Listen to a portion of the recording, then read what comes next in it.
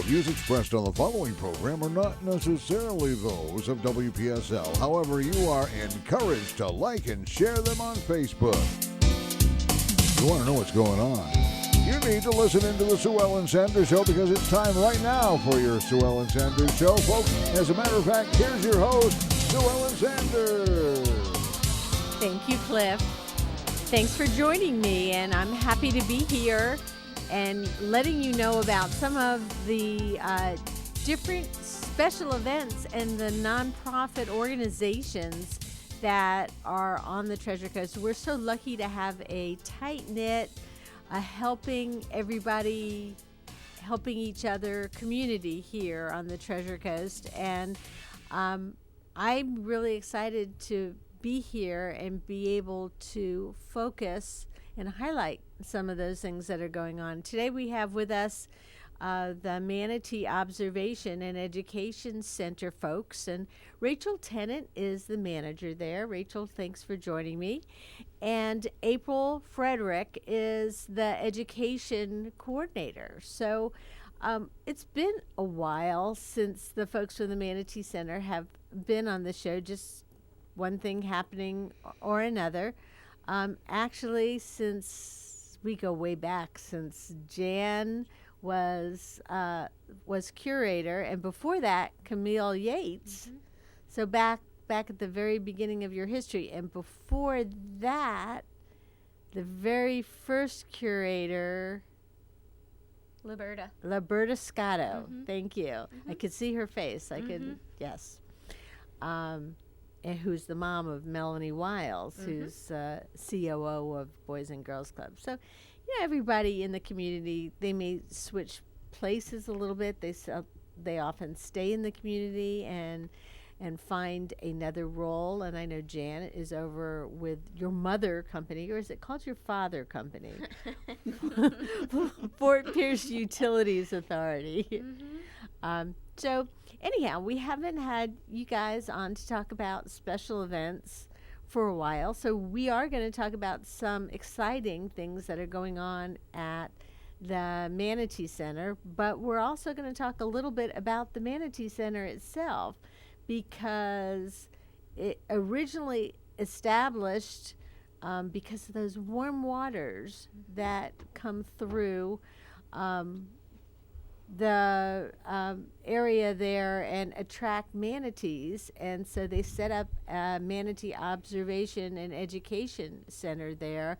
Fort Pierce Utilities Authority did, but now it's really become so much more than just a place to go when it's cold out and the water is warm to watch the manatees.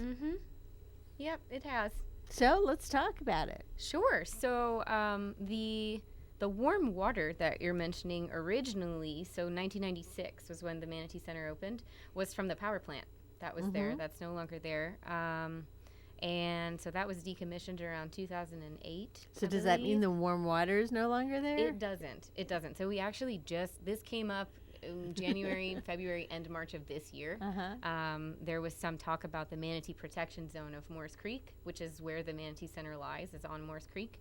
And so we were super lucky because just last year we had the Ocean Research and Conservation Association, ORCA, which is based also out of Fort Pierce. They're in Vero also. They have Kilroy units, which are real-time water quality monitoring devices there's 8 of them around the Indian River Lagoon that are pulling real-time data like water temperature, turbidity, nitrogen, phosphorus, etc. And they just put one last year at the Manatee Center, so right outside the building. So we were able to use the data from that Kilroy and compare it to data from other Kilroys elsewhere in the lagoon and show that the water temperature of Morris Creek is still warmer than the rest of the lagoon. It's because it's shallower. And so maybe the sun warms it up? Yep. Because it can reach down, and so the manatees are still attracted there. Yeah, so we'll see between 400 and 500 a year still. And wow. And the way that we count, it's likely an undercount. because we have volunteers, so we're a volunteer organization.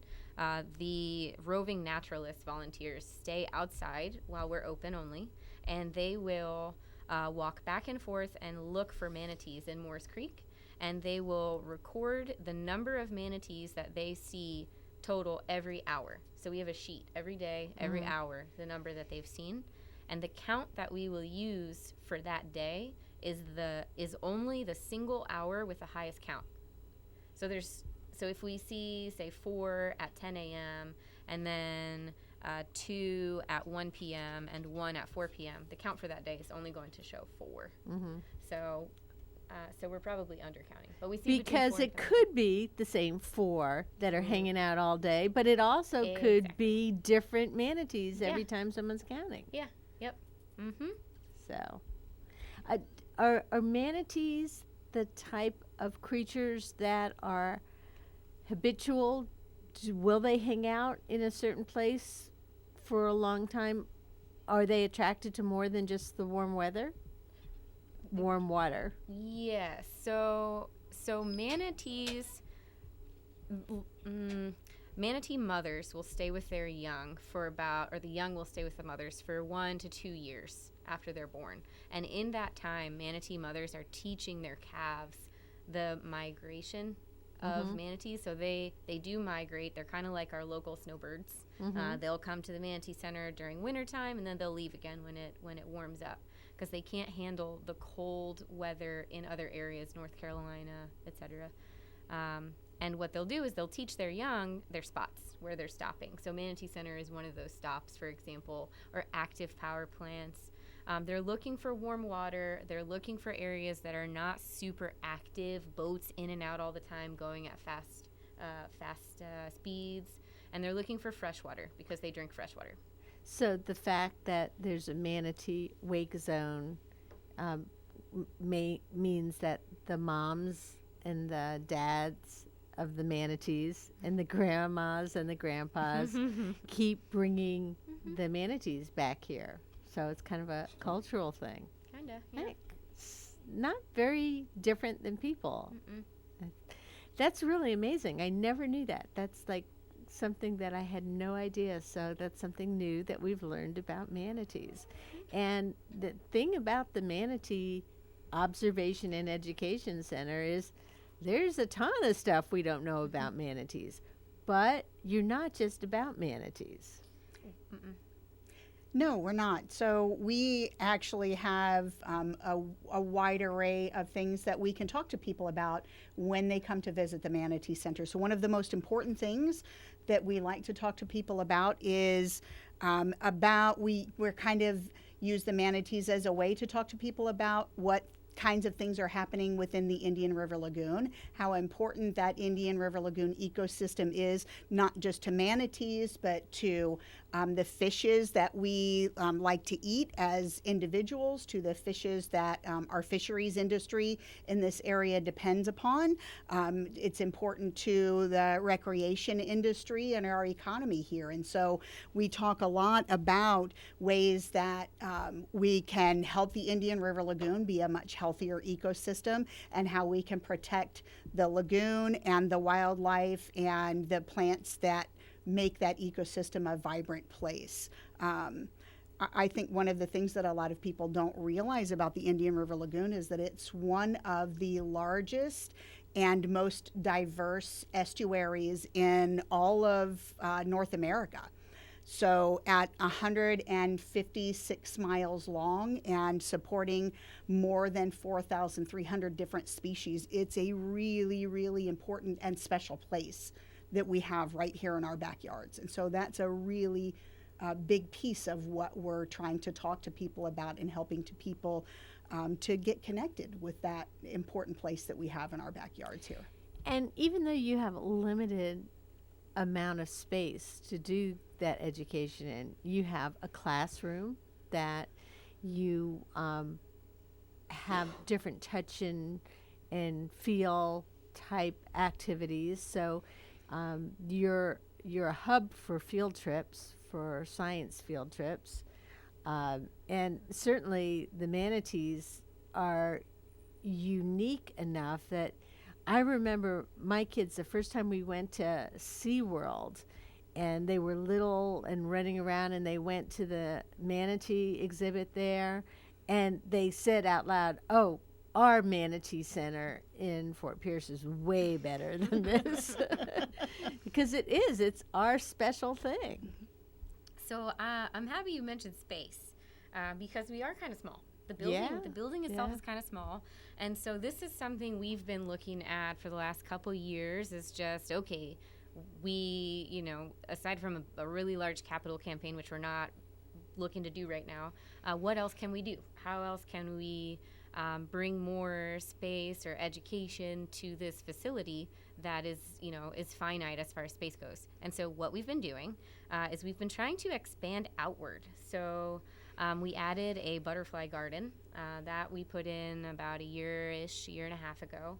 And we've gotten a lot of community involvement in the garden. The walkway itself was stamped with cement, and it has butterfly stamps on it. And that was donated. The arbors that are there were donated by another local company in Fort Pierce. And we have volunteers that are working with us to maintain it. So that's a whole other space outside of the building where you can learn about pollinators and pollinator species and local Florida plants. We are also, we installed a full-size generator about a year and a half ago so that during hurricane season the fish are protected and the tanks are protected, and we wrapped it. So that has information around it also, kind of an educational signage about natural gas generators and about where you can spot manatees and how. And we're looking now at bringing more similar type things outside, and the docks are done now. So we're kind of eyeing the docks there to see if we can make those educational too. Yeah. Without, because the building is kind of small, but there's so much out there. It is, and you're nested in. If anyone hasn't been to the Manatee Observation and Education Center, it's just north of the downtown Fort Pierce area. So it's a very easy walk, not even a quarter mile, really, from the hub of downtown Fort Pierce. You're probably still considered downtown Fort Pierce, right? Yeah. And you're nestled between the restaurants and the marina and the Bacchus Museum, so it's really, if you have people who are visiting and want to get a taste of what we have to offer on the Treasure Coast, it's a great part of a walking tour where you can go to a lot of different places at once. And then just across the bridge, of course, on South Beach, you've got the Smithsonian, where they could study the estuary at the next level. So you're kind of you're working in tandem. Is it called in tandem when you're working with a lot of other people in group? I think in tandem works. Okay. All right. So. I think it when you say in tandem. So we're all word people. We're figuring this out.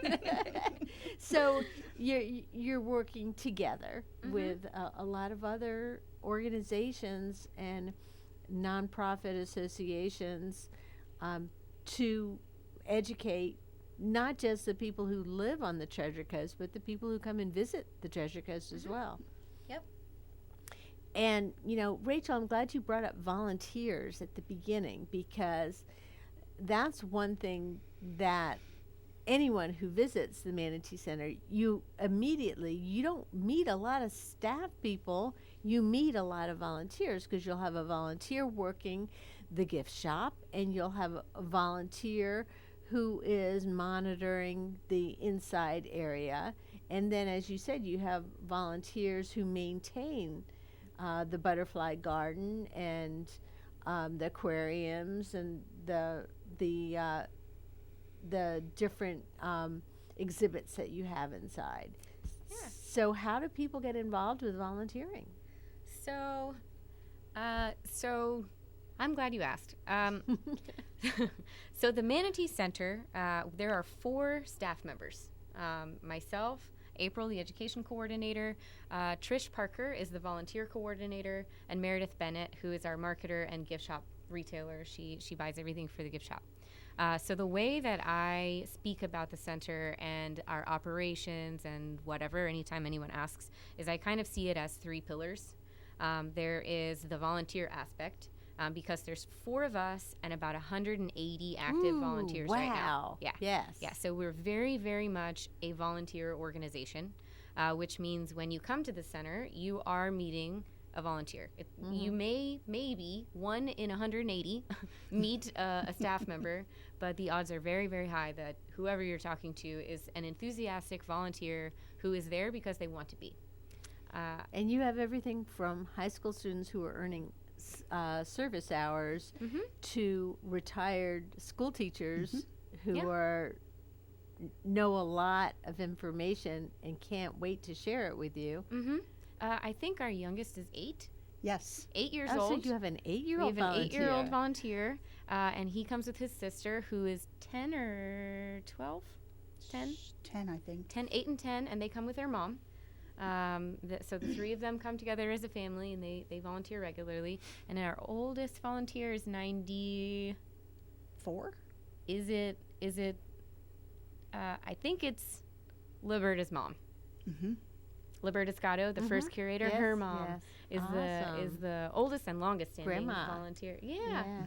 Yeah. So it's exciting. Yeah. It's kind of a big deal. So the volunteers, to get involved, there's a form online, or you can call one of us, or you can come to the center, and we have the paperwork everywhere to let everybody know how they can get involved and in what things they can do. What's the website? It is www.manateeeducationcenter.org. Okay, and then I'm sure that you have a Facebook page, and then you have Facebook events for some of the different events that we're going to be talking about. We do. We Because do. we are going to be talking about some of the special events that you have coming up. We've got plenty of time, so let's spend a little bit more time talking about a little bit of the history and the transformation of the center, because you are looking to grow, and so in addition to volunteers, of course, you're looking for sponsors and donors to help you do that. Yes. So what we've been doing the last couple of years, and we'll do it again this year, is an end-of-year campaign through, we've done the last 2 years, Giving Tuesday and the TC Palm 12 Days of Christmas campaign. We work very closely with the Treasure Coast Manatee Foundation, which is a 501c3. Because we are nestled under the utility company, which is a municipal utility, we operate kind of as a department of them, and we work with the 501c3 to help us build these campaigns for community donations and fundraising. And then we also work with our volunteers similarly. So I'm not ready. We're not ready to tell you what this year's end of year campaign will be. We're still in the early processes. You know, and I can't believe how quick the year has I gone, that we know. are already discussing end of Yeah. year Yeah. campaign, and that we're also seeing those Christmas decorations in the store. Yeah. So the other thing we're doing is grants. We're doing a lot more grants now to help us grow and to help us update the inside of the center and support the education program. And who's the one who coordinates the grants? I do. You do. does. You Yeah. do. So that's kind of your thing. Yeah. So you have to find them and then apply for them, and that's no easy feat. It's a job. Yeah. Yeah, it is. It is a job. So that's one of the things that transformed over the last year and a half. Originally, when Jan was still the curator, I was hired as the development officer to run the grants program, to bring in grants, fundraising.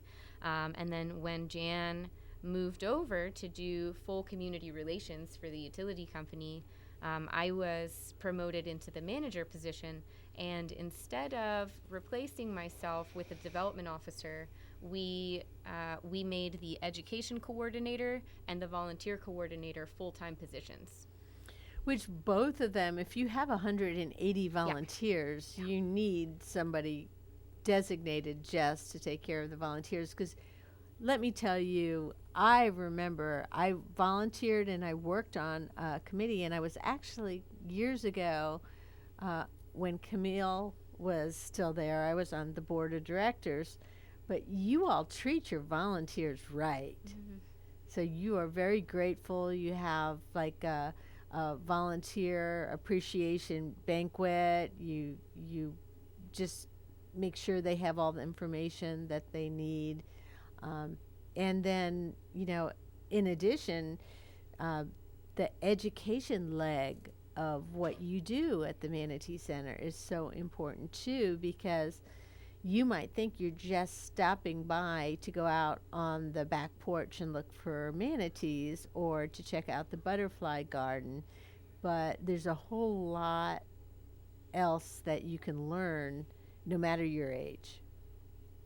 I think that's absolutely true, and I think that's one of the reasons why we have so many repeat visitors. They come, even when they live in the area, they come back again and again and again with their kids. They bring their family, they bring their out-of-town guests, and I think one of the reasons that they do that is because each time they come, they have an opportunity to talk with and interact with a different volunteer. And so even though we may have similar fishes in the tanks, and Diego the red rat snake is always there, and the 3 striped mud turtle musketeers are always there, but each volunteer has something different that they like to talk about, or they have a different special interest, or they're enthusiastic about a different piece of the pie. And so people always get to learn something different every time they come to see us at the Manatee Center. And if I remember correctly, there's an inordinate amount of teachers, of retired educators who are volunteers with you. That seems to be the thing to do when you retire from education, is go to work for the Manatee Education Center, especially a science teacher. Yeah, well, I think we're really fortunate. We have a number of retired teachers volunteering for us now, and they just bring a whole different level of enthusiasm for passing on that science knowledge to the kids who come in the center. So it's really exciting to see, I think. And science is not always the thing that the little kids are excited about when it comes to studying in books. But when you can touch it, hear it, feel it, see it, when it's something you're experiencing, those kids get so excited about science. And then you have your budding scientists and physicians and astronauts coming out of a visit to the Manatee Center. April, you were a teacher. I was. Yes. I was for a while. Yep.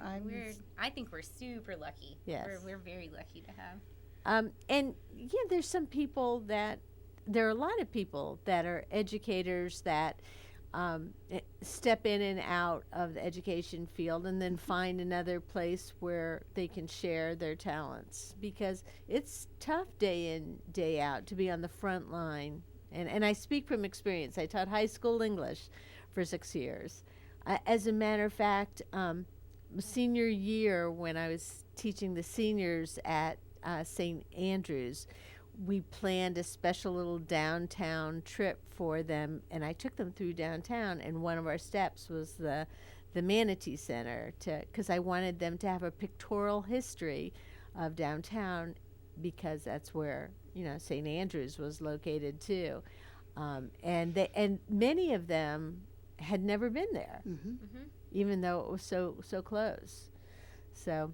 And another thing I mentioned to Rachel and April, we walked in, is it's a gorgeous location.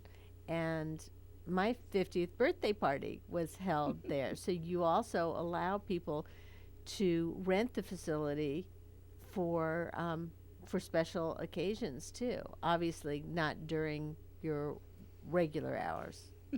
This is something we haven't done in a while. Oh, you haven't? Not in a while. We have been doing, I keep seeing the numbers, but the education program, we've been putting a lot of energy into growing education so that we are spending more time out at events, out at partner facilities, and bringing groups to us. We've been doing a lot more of that, a little bit less birthday parties and things at the center, but we're starting to open that back up. The foundation, the Manatee Foundation, is starting to get into evening programming and evening reception type things. So that'll be coming soon. And that's the cool thing is, you bring people in who wouldn't necessarily be visiting the Manatee Center. I'm lucky enough to have Rachel Tennant, who's the manager of the Manatee Operation and Education Center, and April Frederick, who's the education director, with me today. And we're talking about the Manatee Center. We've been talking about the center itself, the volunteers, possible donors and sponsors, and the education part of it. There's a lot of special events that are coming up, and April just can't wait to tell me about them. But she's just going to wait just another minute. We're going to take a quick commercial break, and then we'll be back.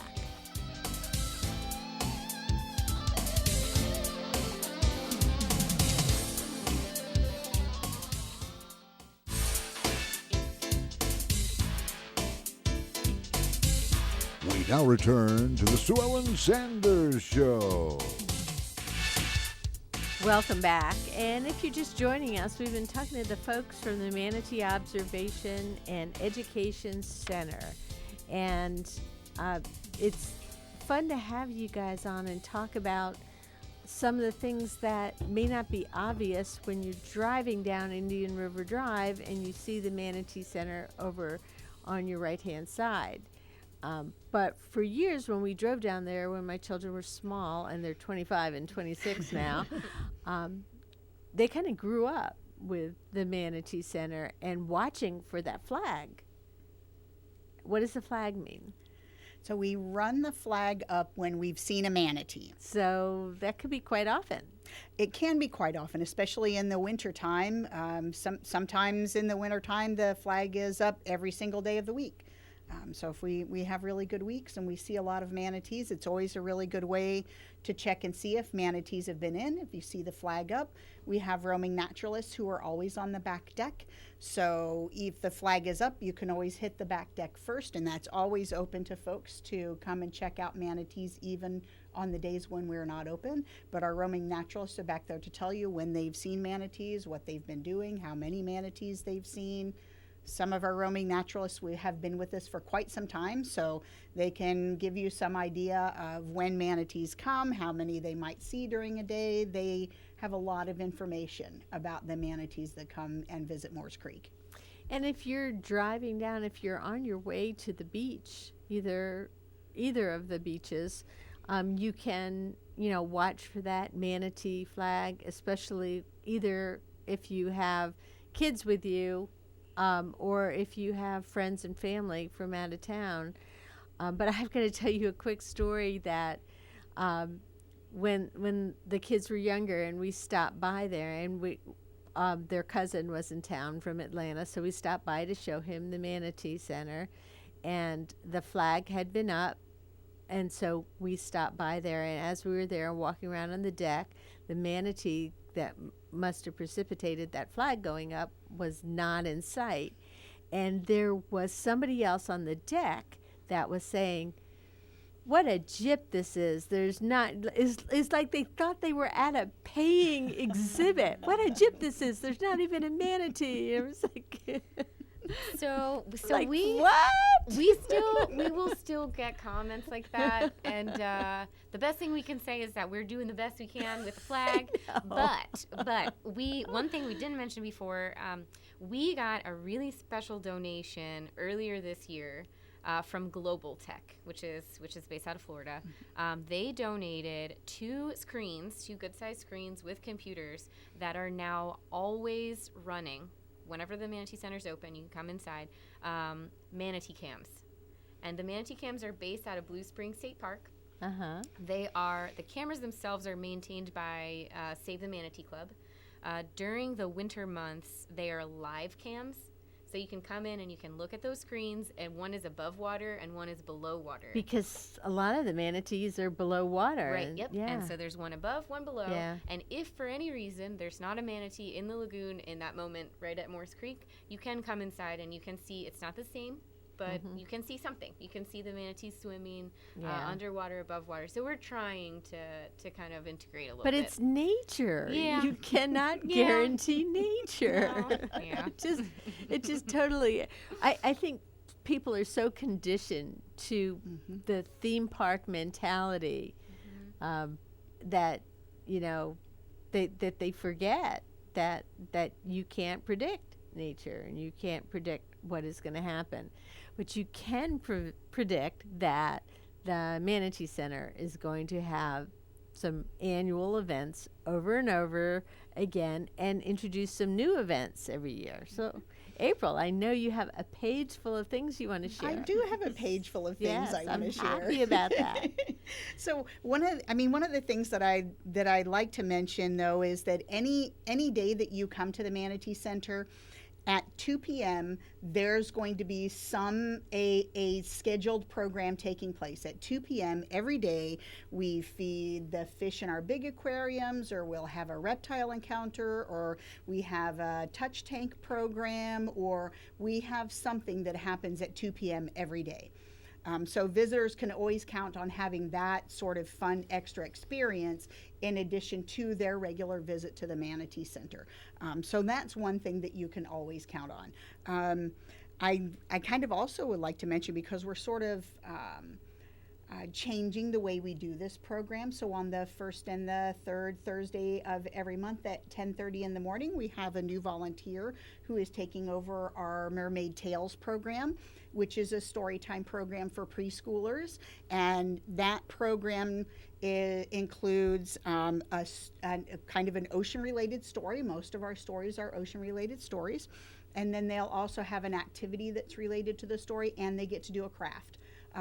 So that's kind of a fun way. We've always had Mermaid Tales, but we're kind of changing a little bit the way it's happening. And we have a wonderful volunteer who's taken that on. So we're really excited about the changes that are coming to that program. And so if you have young children and you want them to, be more acclimated to hanging out and doing things in a school type atmosphere, this is a really good opportunity. It's like taking them to library story hour. That's it exactly. Only it's Mermaid Tales. That's right. It's Mermaid Tales.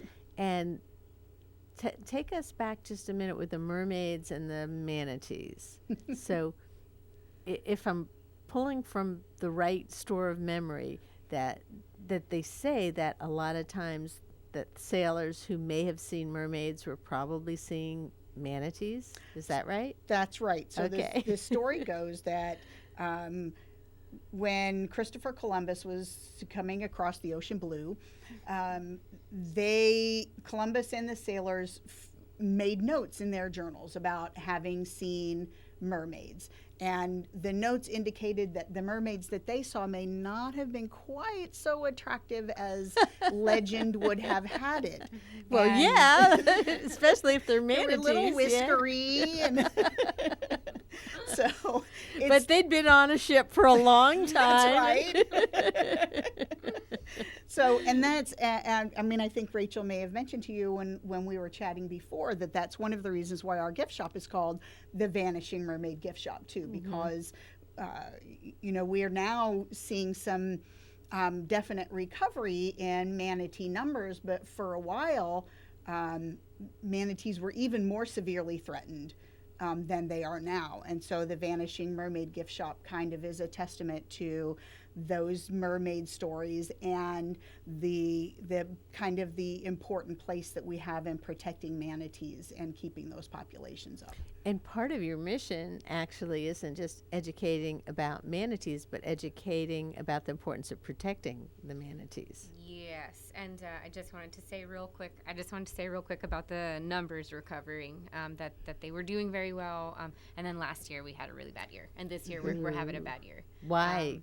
Any idea? Well, last year a big part of it was red tide and the algae and everything. This year, I'm pretty sure the statistic is it's the highest ever count of manatee deaths by boat strike.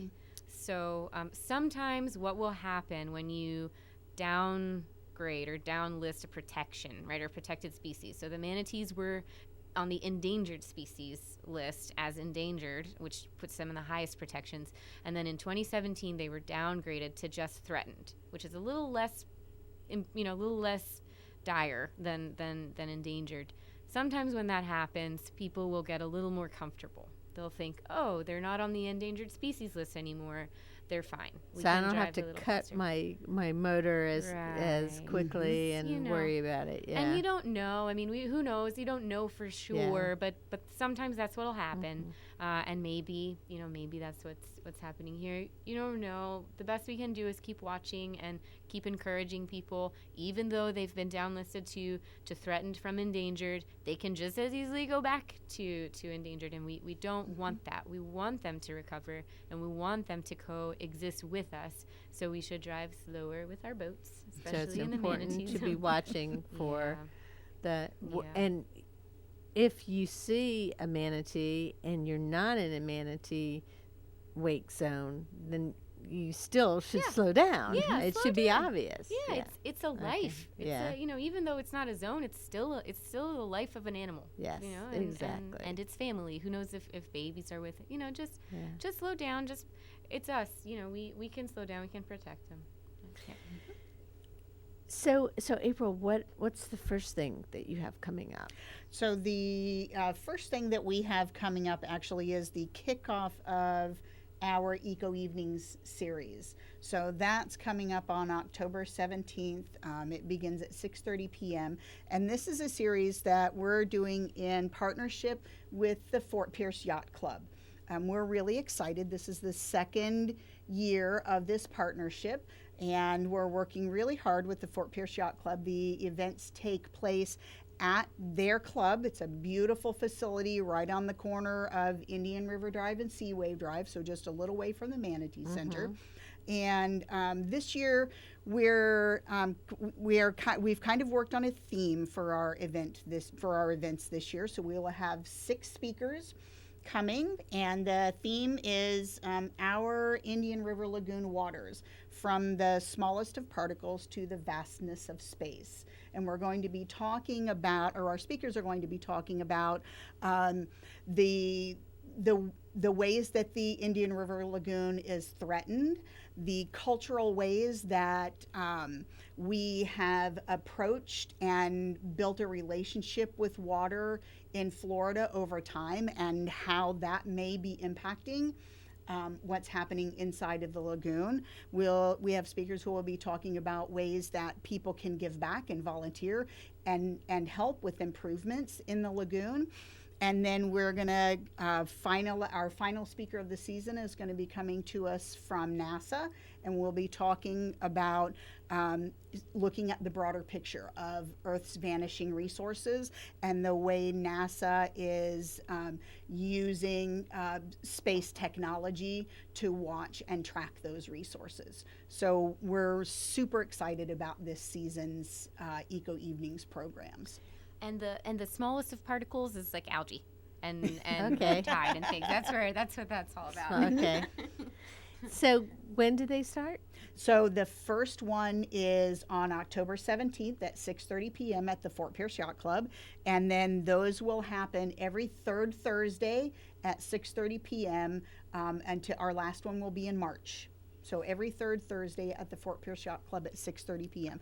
The event starts with a reception that is hosted by our foundation, the Treasure Coast Manatee Foundation. We'll be hosting beverages and refreshments. We will be getting some hors d'oeuvres actually from the St. Lucie County Public Schools. The culinary division is going to be bringing hors d'oeuvres. Yeah. So we have a lot of folks working together to make this a really, really strong and exciting season. And I think folks are going to get to hear some very high quality speakers, both local speakers and speakers from other parts of the state. And going to get to learn a lot about our waters and how important they are, what the threats are, and how we can protect them. That's great. Is there any charge for this? There is no charge at all for the speaker series. We always appreciate donations.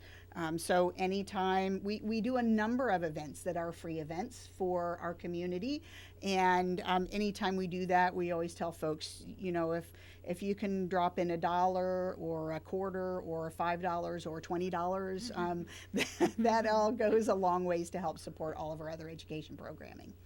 And even going to the Manatee Center itself is donation based. Well, we have a small fee. I oftentimes tell folks that we're one of the most affordable visits in town.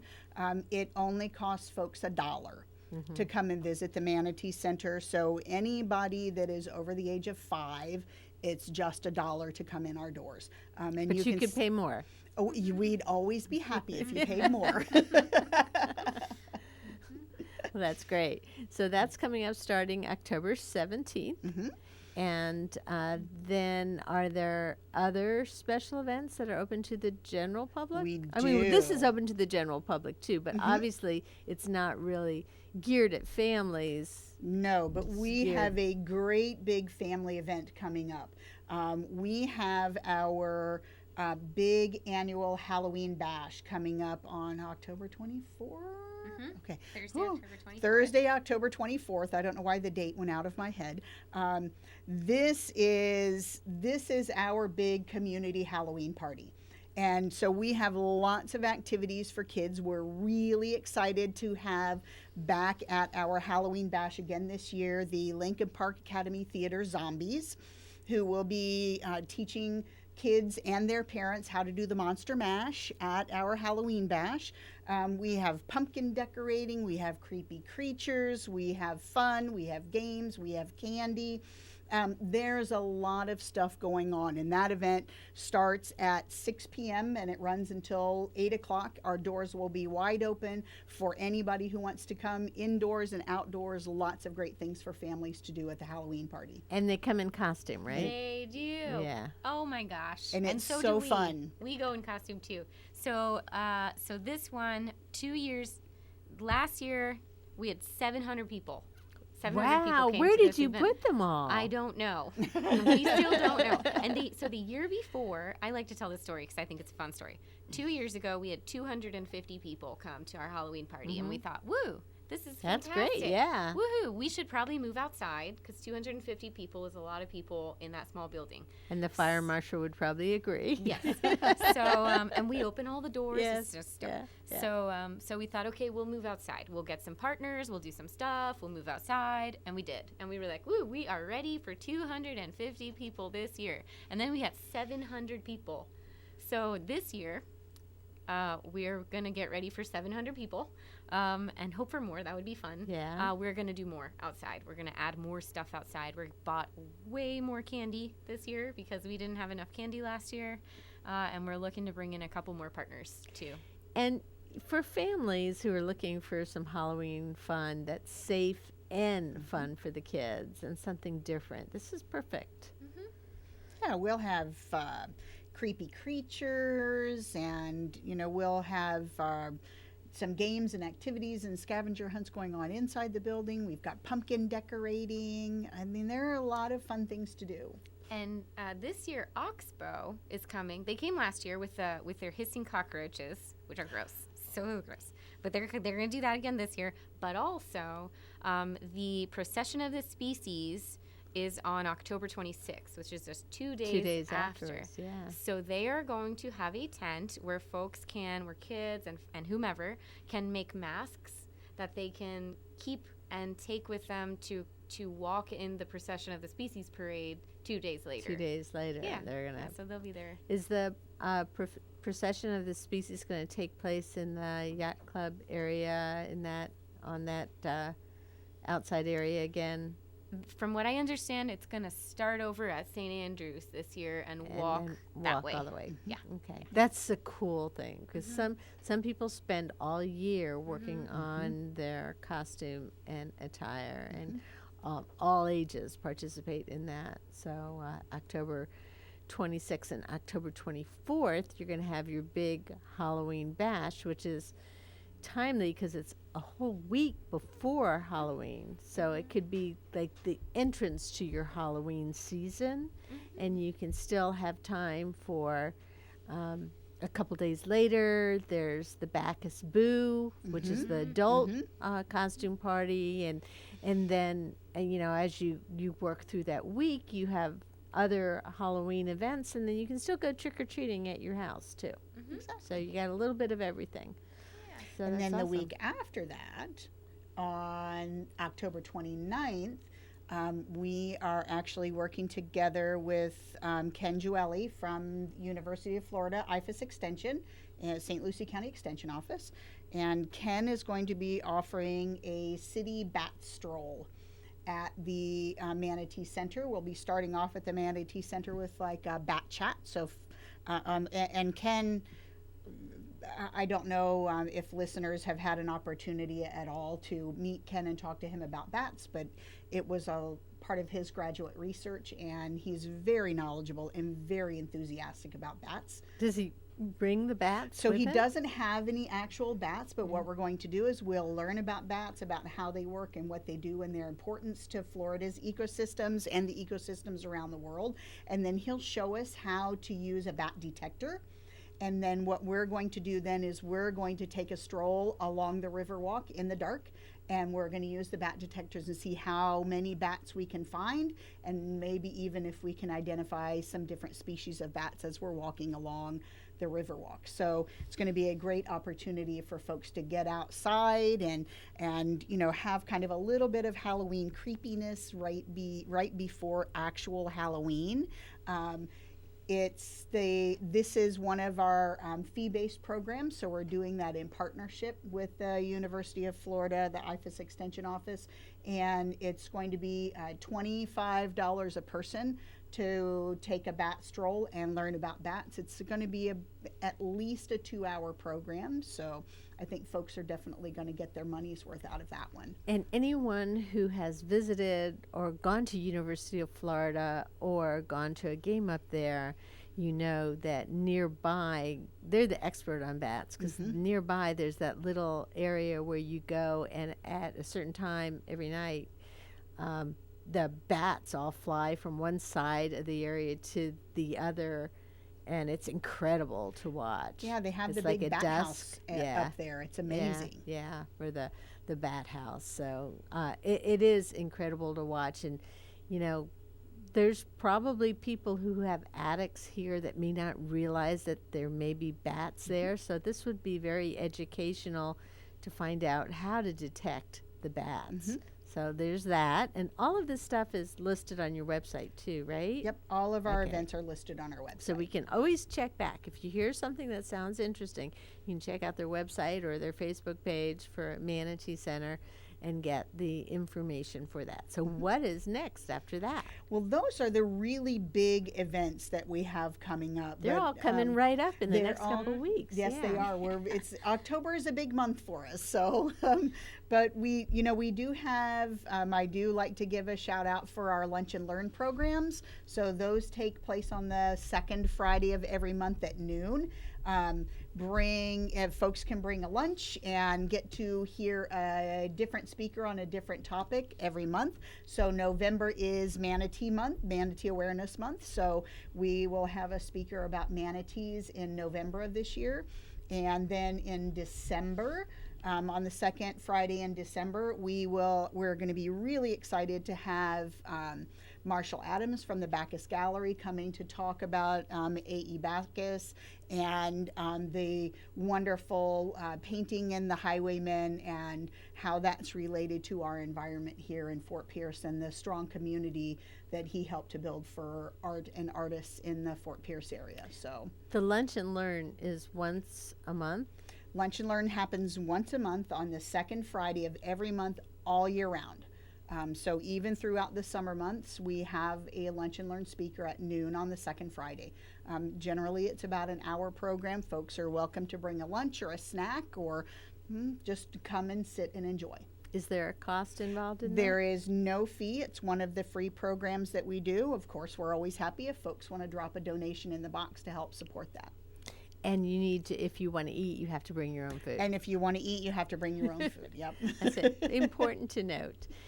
And then you have other regular events. I know that you were mentioning a special holiday event that was coming up a little bit more down the road that had to do with your gift shop. I was really excited about that, because your gift shop is one of my favorite secret places to get holiday presents that are unique and different.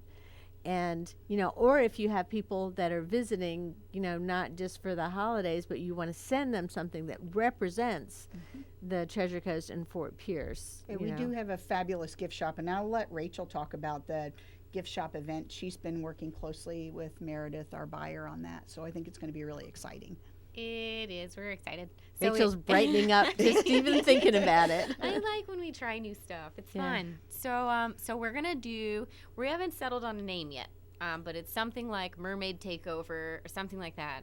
The Vanishing Mermaid Gift Shop will take over the Manatee Center for the night, 6 p.m. to 9 p.m. on December 14th, and we're going to take merchandise, and it'll be set up all around the Manatee Center, and we are going to host a sip-and shop. So a mermaid sip-and shop at the center that will be hosted alongside the Treasure Coast Manatee Foundation. They'll be there serving the beverages.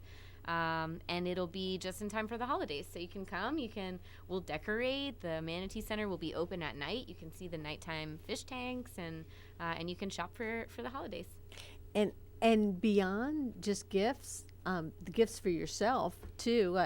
One year I decorated my entire Christmas tree with things from the Manatee Center. I had the different squiggly things, and I stuck hooks in them and hung them up. So not just the ornaments there, but all sorts of stuff. And it was a very unique Christmas tree.